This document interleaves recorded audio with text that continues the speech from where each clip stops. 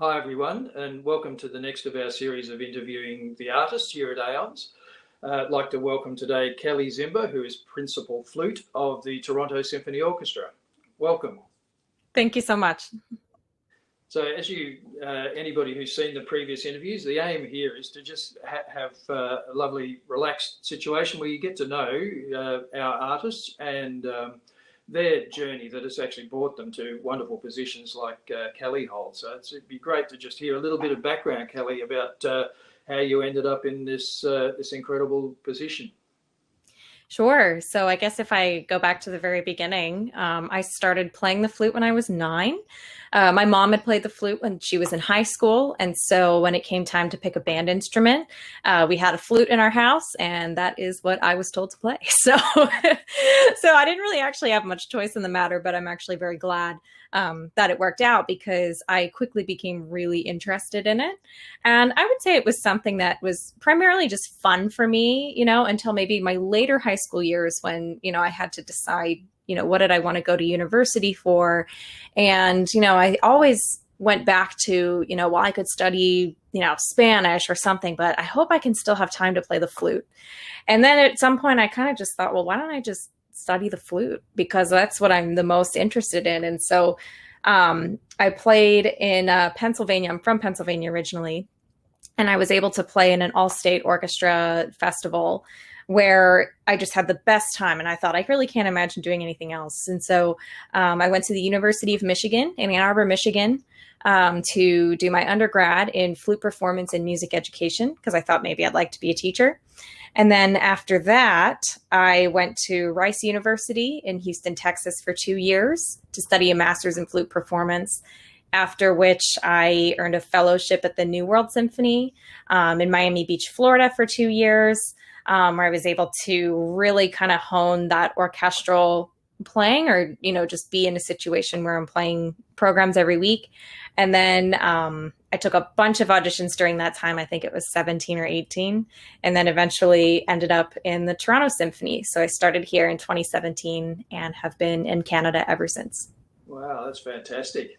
That's really interesting. That's that one thing that is a really interesting part of what I think you can gain from music education and learning instruments and that whole process is the tenacity to get through difficulties, and that hearing stories of people that just keep going and going and going through auditions, either at an amateur level or at a student level and professional level, is fantastic to me. I think that's something that music gives you, that the character behind the patience, the practice that happens.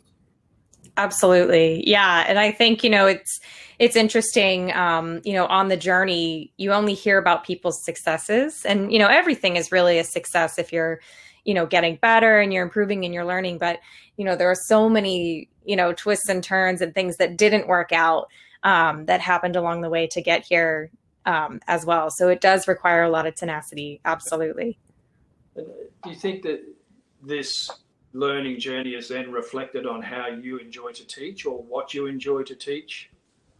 I think so. Yeah. I mean, if anything, it gives me a lot of empathy for the student, and also, instills a sense of responsibility in myself, because I realize, the journey that everybody's on, and also like the great weight that everything that I say as a teacher has on people. So like, for example, teaching a beginner student, I think, oh my gosh, like, I have to be so aware of everything that I'm saying and demonstrating and doing, because this is building, the foundational habits for somebody that's just starting out, or somebody who might be applying for graduate school and is sending in those, pre-screen recording application videos. And I think, wow, I remember being in those shoes, and, the pressure that is involved there and all the preparation. And so, just kind of like reflecting on each stage of my own journey informs very much how I approach my teaching and every student that comes for a lesson.